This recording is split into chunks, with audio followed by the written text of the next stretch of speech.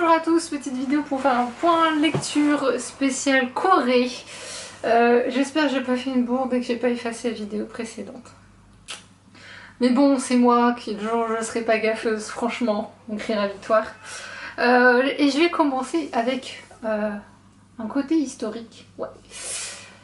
La promesse du souffle de Anne Hidou et Karine Borghi aux éditions Borghi, je ne sais pas, pardon si j'écorche le nom, aux éditions Rue de Sèvres. Je n'ai vu passer cette bande dessinée nulle part et je trouve ça fort dommage, puisque cette bande dessinée raconte la création du Hangul, l'alphabet coréen, qui est considéré comme l'alphabet le plus facile au monde. C'est une question de perception. Je sais qu'il y en a beaucoup qui arrivent à l'apprendre. Moi, je n'y arrive pas. J'ai un problème avec les formes, en fait. J'ai un côté un peu dyslexique sur les formes. Donc, que ce soit l'alphabet japonais ou coréen, le chinois, on va même pas en parler.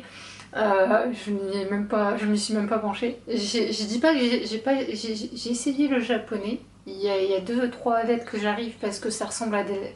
J'ai réussi à faire un comparatif avec les lettres françaises, mais sinon, non. Les formes, je n'y arrive pas.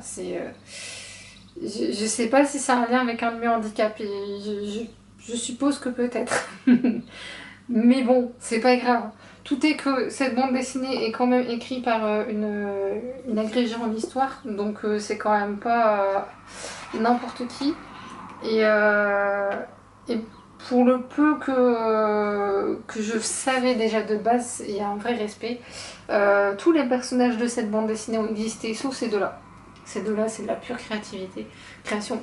Mais sinon, le reste, c'est vraiment, ça a vraiment lieu. Et à la fin, vous avez un petit explicatif sur Sejong, le roi humaniste, qui voulait permettre vraiment au peuple d'apprendre à écrire et avoir accès au savoir, en fait. C'est quand même quelqu'un dont on va beaucoup parler. Il y a aussi la place de la femme qui est traitée à la fin. Et on a un petit cours sur l'évolution du Hangul, en fait, entre sa création et aujourd'hui. Et j'ai appris énormément, pas seulement sur le Hangul, mais même sur nous quand on parle, comment ça fonctionne, parce qu'il y a un personnage dedans qui est sourd, qui est muette plutôt, elle est muette.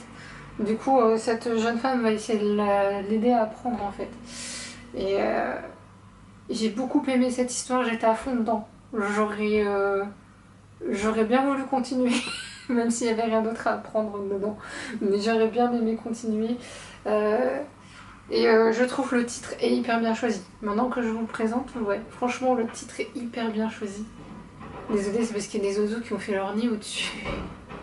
Ils ont foutu un bordel. Tu vois les trucs qui se baladent comme ça. C'est pas grave. Bref, tout ça pour dire que cette bande dessinée est un coup de cœur, que ma libraire a bien fait de le mettre en rayon et que je vous en reparlerai prochainement. Ensuite, Lapin Maudit de Bora Chung aux éditions Rivage. Ici, c'est un recueil de nouvelles qui a un côté glauque.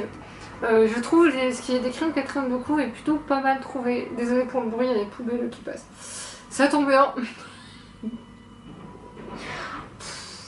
Ça va aller. Donc on a 10 nouvelles. Et dans chaque nouvelle, en fait, elle traite d'un sujet de société qui nous concerne tous. Donc là, je vais un peu lire la quatrième, je pense que ça résume assez bien. Une lampe maléfique en forme de lapin cause la ruine d'une famille. Une femme est terrorisée par une créature née de ses propres déjections. Un renard saigne de l'or et maudit le marchand qu'il retient prisonnier. Un fantôme se hâte sur une grande place de Pologne. Mêlant contes cruels et horreurs corporelles, ce recueil de nouvelles développe un imaginaire sans limite et offre une analyse fascinante des maux de nos sociétés. Il était sorti une première fois chez Matin Calme, maison d'édition qui était incroyable avec des auteurs coréens. Et je suis passée à côté parce qu'il est sorti, c'est la dernière sortie qu'ils avaient faite, et que j'ai pas osé pour ce côté horreur. J'avais peur que ce soit trop horreur pour moi. Et bien honnêtement, non, ça va. Je m'attendais à Je peux pas dire à pire, mais je m'attendais à autre chose. Je pensais que ce serait plus physique que ça.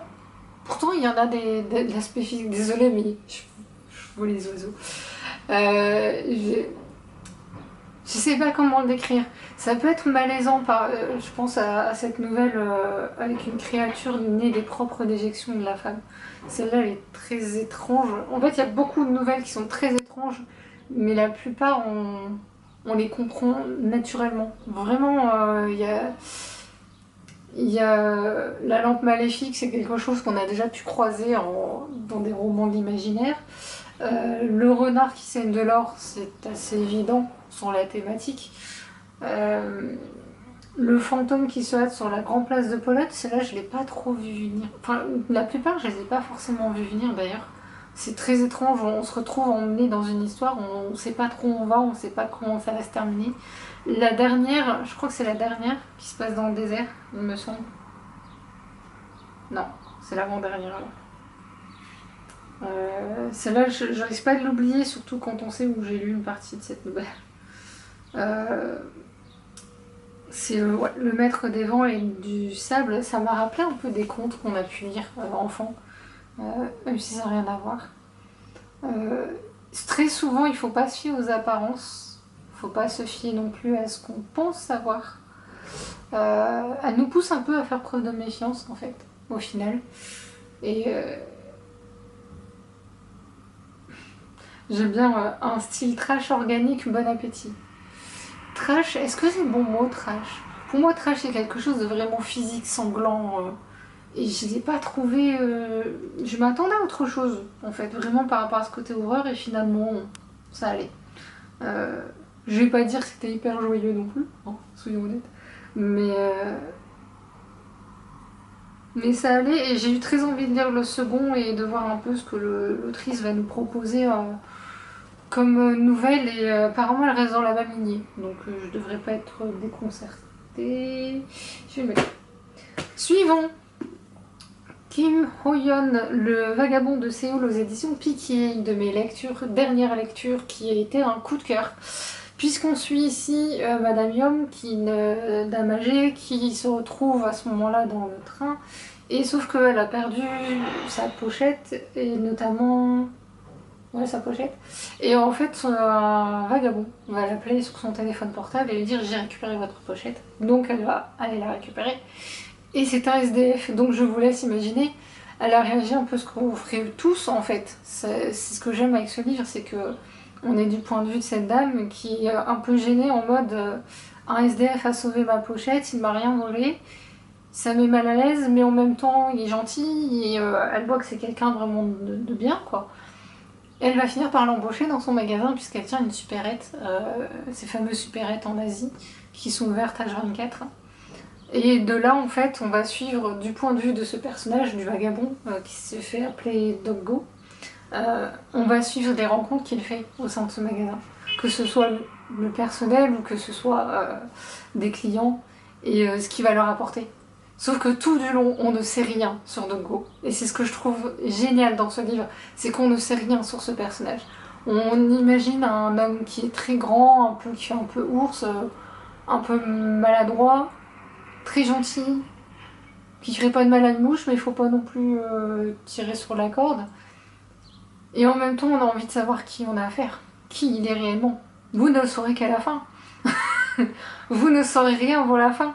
Et c'est ce que je trouve de brillant dans ce livre. Et on croise toutes sortes de personnages. On croise forcément donc les employés, qui sont un peu comme Madame Yom. C'est un ancien SDF. Il bégaye en plus au début, il bégaye parce qu'il a plus l'habitude de parler. Donc il faut qu'il réapprenne tout, il faut qu'il apprenne ce métier aussi, qu'il ne connaît pas. Je trouve ce livre brillant.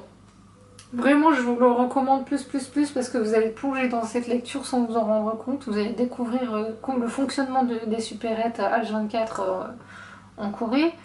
Vous allez découvrir un peu comment fonctionne le milieu artistique parce que j'ai ce souvenir de ce personnage féminin qui est une actrice qui devient scénariste, enfin qui veut devenir scénariste, qui a un caractère assez fort et on vous décrit un peu comment se passe ce milieu-là, le milieu de l'entertainment au final. Enfin, c'est pas des idoles, mais ça se rapproche un peu quand même. Il y a ce salaryman aussi qu'on suit à un moment donné qui m'a beaucoup touchée. Ce salaryman m'a beaucoup touchée. Le fils de Madame Yom, je l'ai détesté. Mais c'est très rare quand je déteste un personnage à ce niveau-là, mais limite je voulais qu'il meure. C'est... bref. Tout ça pour dire que ce livre est brillant. Je sais pas comment vous le vendre autrement, mais j'ai vraiment beaucoup aimé. Le magasin qui n'ouvre que les jours de pluie de Yu Yong Wang, aux éditions Robert Laffont, et on avait avec un petit cadeau. Ici, on suit Serine, qui a reçu une invitation pour aller à ce fameux magasin qui n'ouvre que les jours de pluie, parce qu'elle a écrit une lettre dans laquelle elle met tout son désespoir et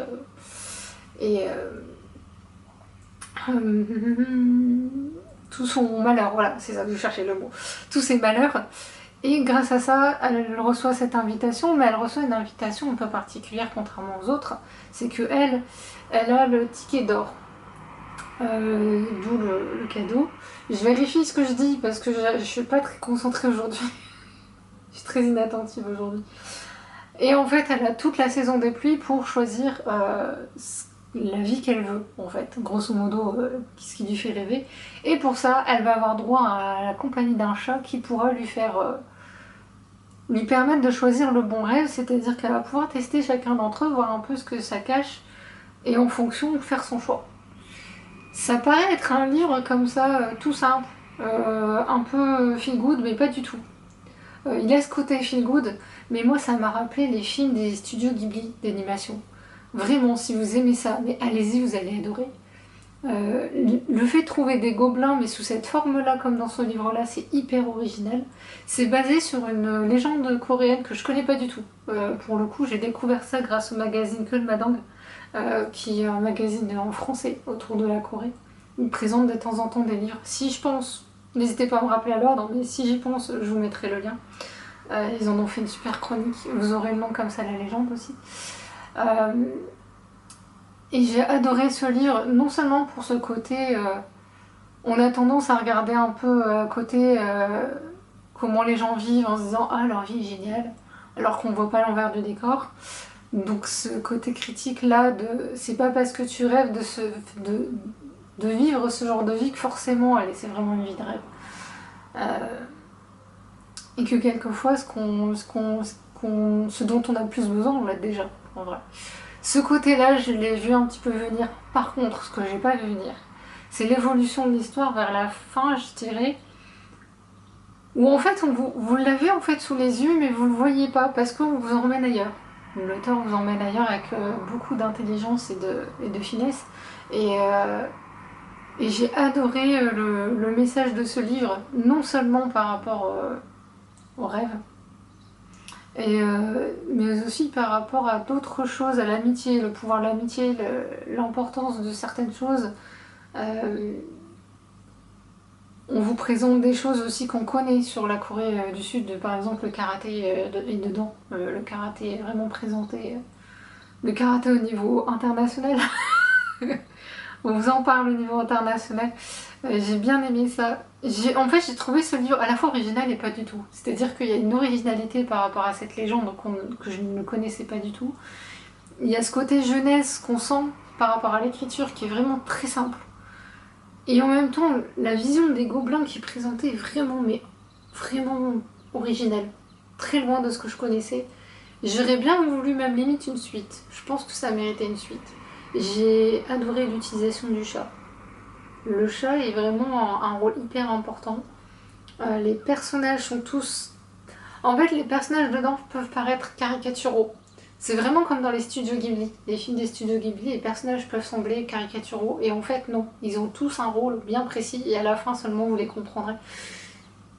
J'ai adoré, voilà. Je ne peux que vous le recommander. Moi, ça a été un coup de cœur. Je l'ai lu presque en une fois. Et c'est extrêmement rare les livres que je lis presque en une fois maintenant. Voilà pour la Corée. Sur ce, je vais vous laisser. Je pense que je vais vous tourner une autre vidéo dans la thématique bleue. Oui, bleu. Vous allez comprendre, je vous expliquerai dans la prochaine. Sur ce, je vous laisse et je vous dis à la prochaine. Salut!